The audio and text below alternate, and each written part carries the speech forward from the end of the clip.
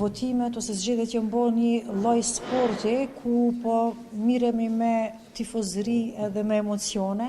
Vazhdojmë të qëndrojmë në kryeqytet, ashtu siç e cekët. Momentalisht jemi në shkollën Shtefan Gjeçovi këtu në Prishtinë, edhe kam nderin dhe kënaqësinë që të kemi tashmë personazhe të tjera relaksuese, figura publike e dikëm për herë të parë.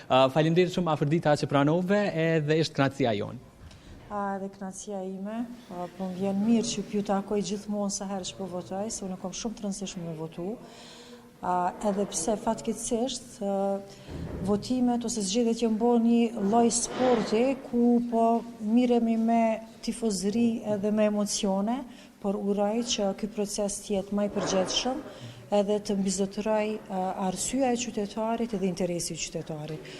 Për mu kanë qenë shumë e rëndësishme se për herë të parë ka votu Arba. E kemi dhe Arbën këtu, Arba që shkoj gjithçka që shtu do. Ishte ndjenjë shumë e mirë sepse vota em tash ka peshë.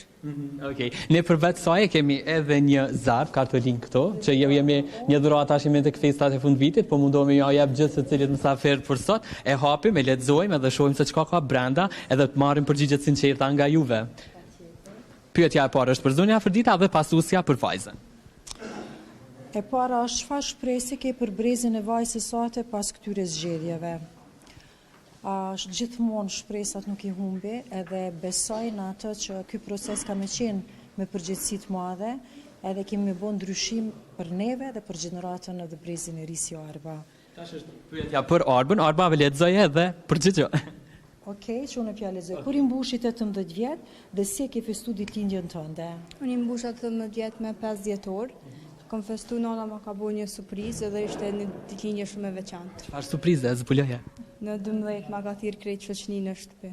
Okej. Unë po du ju falenderoj shumë që sot ishit pjesë e zgjedhjeve sot këtu në televizionin Dugaxhini, edhe uroj të shihemi prap, pse jo. Faleminderit shumë kënaqësi, faleminderit për ftesën. Për juve dhe uroj të mos lodheni. Faleminderit.